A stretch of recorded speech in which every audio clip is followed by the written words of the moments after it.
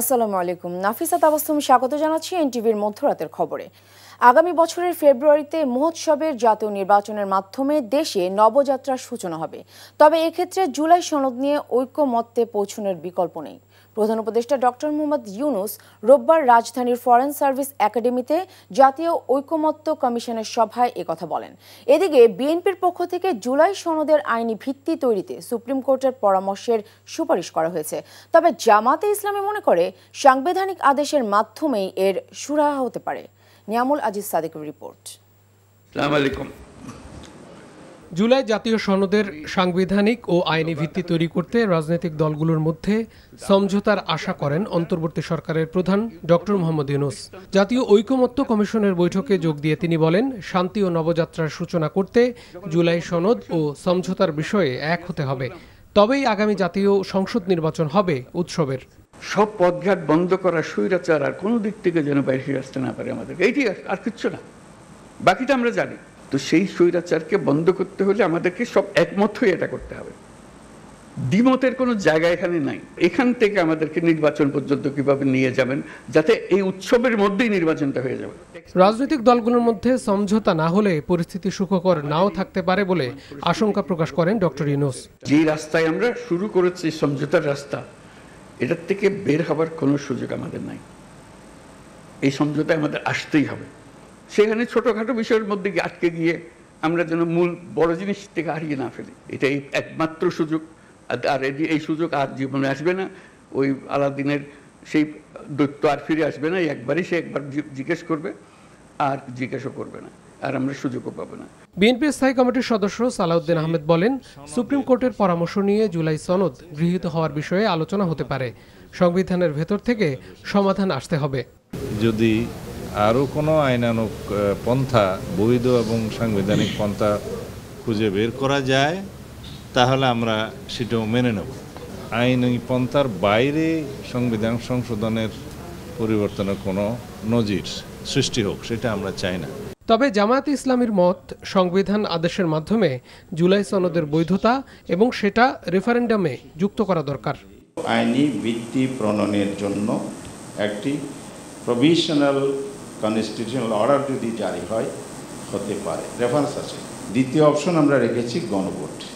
যদি আমরা একমত হতে না পারি, সরকার একমত হতে পারলো না, রাজনৈতিক দল একমত হতে পারলো না, তবে গণপরিষদ গঠনে সমাধান হতে পারে বলে মত এনসিপির।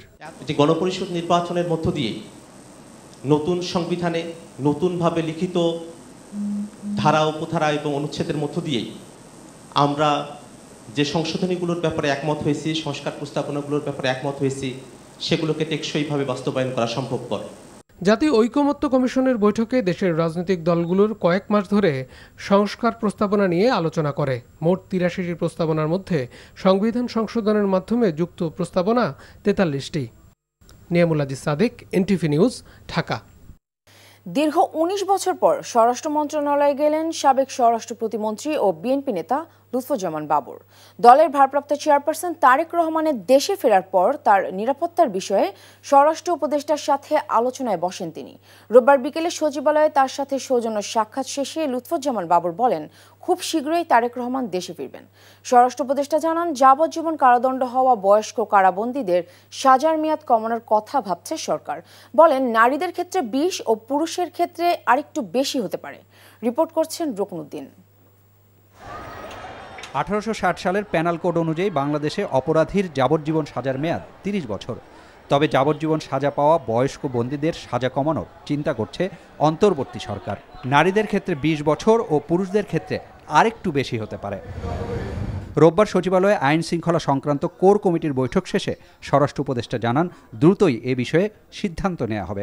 অনেক বয়স হয়ে গেছে, তারা ধরেন বিভিন্ন রোগ এসে আক্রান্ত, এবং তাদের ঔষধের ব্যাপারে একটা বাজেটেরও বেশি দরকার হয়। তো আমরা চাচ্ছিলাম যে ওই যে লাইফ টার্মটা ৩০ বছর, ওইটাকে কমায় কত করা যায়, একটা যুক্তিযুক্ত একটা করে যেন যারা বয়স্ক হয়ে গেছে তাদের কীভাবে ছাড়ার ব্যবস্থা করা। ডাকসু ও জাকসু নির্বাচনে আইন শৃঙ্খলা পরিস্থিতি নিয়ে কারো কোনো প্রশ্ন ছিল না বলে জানান উপদেষ্টা। বলেন, সুষ্ঠুভাবে জাতীয় নির্বাচন আয়োজনে নিয়োগ, প্রশিক্ষণ সহ নানান কার্যক্রম হাতে নেওয়া হয়েছে। ফরিদপুরে নির্বাচনী সীমানা পুনর্নির্ধারণ নিয়ে সড়ক অবরোধকারীরা সরে না গেলে কঠোর ব্যবস্থা নেয়ারও হুঁশিয়ারি দেন উপদেষ্টা। দুইটা ইউনিয়নে কতজন লোক আর কতজন ভোটার আর কত প্রায় লাখ লাখ লোকের কিন্তু আপনি জিম্মি করে রাখছেন, এটা কিন্তু কোনো অবস্থায় বরদাস্ত করা হবে না। আমরা আইন প্রয়োগের মাধ্যমে এটা করে। আর রোববার বিকেলেই স্বরাষ্ট্র উপদেষ্টার সাথে সৌজন্য সাক্ষাৎ করেন সাবেক প্রতিমন্ত্রী লুৎফুজ্জামান বাবর। এ সময় তারেক রহমানের দেশে ফেরার বিষয়ে আলোচনা হয়েছে বলে জানান বিএনপির এই নেতা।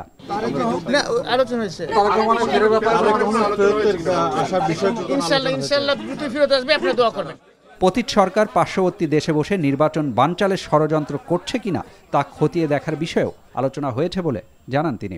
পার্শ্ববর্তী দেশে পতিত সরকার যে শেখ হাসিনা, ওনার সাথে একটা বিশেষ শিল্পগোষ্ঠী, পত্রিকায় দেখেছেন আপনারা, এসএলএম গ্রুপ, তারা সেখানে একটা মিটিং করছে, সমস্ত পত্রিকায় আসছে। সেটা মিটিংয়ের উদ্দেশ্য ছিল বাংলাদেশের নির্বাচন বানচাল করা, নির্বাচনের বিভিন্ন সহিংস ঘটনা ঘটানো। এটা তো একটা উদ্বিগ্নের জায়গা, সেই ব্যাপারে আমরা আলোচনা করেছি। অন্তর্বর্তী সরকার আইন শৃঙ্খলা পরিস্থিতি স্বাভাবিক করতে যথেষ্ট চেষ্টা করছে বলেও জানান বিএনপির এই নেতা। Rokonuddin, NTV news, Dhaka. চাকরি নয়, মানুষের জন্ম হয়েছে উদ্যোক্তা হওয়ার জন্য, এমন মন্তব্য করেছেন অন্তর্বর্তীকালীন সরকারের প্রধান উপদেষ্টা ডক্টর মোহাম্মদ ইউনূস। রোববার সকালে রাজধানীর মোহাম্মদপুর খিলজি রোডে পল্লী কর্মসহায়ক ফাউন্ডেশন PKSF ভবন 2 এর উদ্বোধনী অনুষ্ঠানে তিনি একথা বলেন। প্রধান উপদেষ্টা বলেন, সবাইকে কাজ করার সুযোগ দিতে হবে, উদ্যোক্তা হতে উদ্বুদ্ধ করতে হবে। এ সময় অর্থ উপদেষ্টা ডক্টর সালেউদ্দিন আহমেদ, PKSF পরিচালনা পর্ষদের চেয়ারম্যান জাকির আহমেদ খান সহ সরকারের জ্যেষ্ঠ কর্মকর্তারা উপস্থিত ছিলেন। এদিকে চট্টগ্রাম বিশ্ববিদ্যালয় কেন্দ্রীয় ছাত্র সংসদ চাকসু নির্বাচনের মনোনয়নপত্র বিতরণ শুরু হলো। রোববার সকাল থেকে চাকসু ভবনে মনোনয়নপত্র বিতরণ শুরু করেন নির্বাচন পরিচালনা কমিটি। এর আগে গত 28 আগস্ট চাকসু নির্বাচনের তফসিল ঘোষণা করেন নির্বাচন পরিচালনা কমিটির সভাপতি অধ্যাপক ডক্টর মনির উদ্দিন। ঘোষিত তফসিল অনুযায়ী 17 সেপ্টেম্বর মনোনয়নপত্র জমা দেওয়ার শেষ দিন, 25 সেপ্টেম্বর চূড়ান্ত প্রার্থী তালিকা প্রকাশ এবং 12 অক্টোবর ভোট গ্রহণ হবে। রিয়াদের প্রবাস বাংলা প্রিমিয়াম লিগের অন্যতম সম্ভাবনাময় দল গাজীপুর এলিটস এর ওনার আমিয়াল গ্রুপের চেয়ারম্যান ইঞ্জিনিয়ার ইয়াসিনের সাথে এক মতবিনিময় সভা অনুষ্ঠিত হয়েছে। এনটিভি সৌদি আরব প্রতিনিধি জানান, সভায় বিশেষ অতিথি ছিলেন লক্ষ্মীপুর সিক্সার্স এর ওনার আব্দুল্লাহ আল মামুন এবং বাংলাদেশ প্রবাসী সাংবাদিক ফোরামের সভাপতি ফারুক আহমেদ চান, সানসিটি মেডিকেল এর পরিচালক আব্দুল ওয়াহিদ ও জাকির হোসেন। তারা গাজীপুর এলিটস এর সার্বিক উন্নয়ন ও অগ্রযাত্রায় সর্বাত্মক সহযোগিতার আশ্বাস প্রদান করেন। সৌদি আরবের জেদ্দায় বৃহত্তর নোয়াখালী প্রবাসী সমিতির উদ্যোগে সাধারণ সভা ও পিঠা উৎসব অনুষ্ঠিত হয়েছে।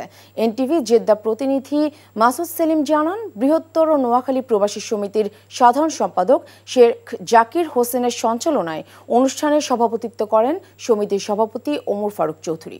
অন্যান্যদের মধ্যে উপস্থিত ছিলেন আলহাজ আব্দুর রহমান, আব্দুল মান্নান, ইউসুফ খান সহ নোয়াখালীর বিশিষ্ট ব্যক্তিবর্গ।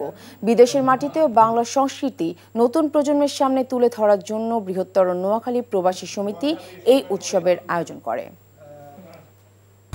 এই ছিল মধ্যরাতের খবরে। এই খবরের ভিডিও সহ আপডেট জানতে ভিজিট করুন এনটিভি অনলাইন www.ntvbd.com।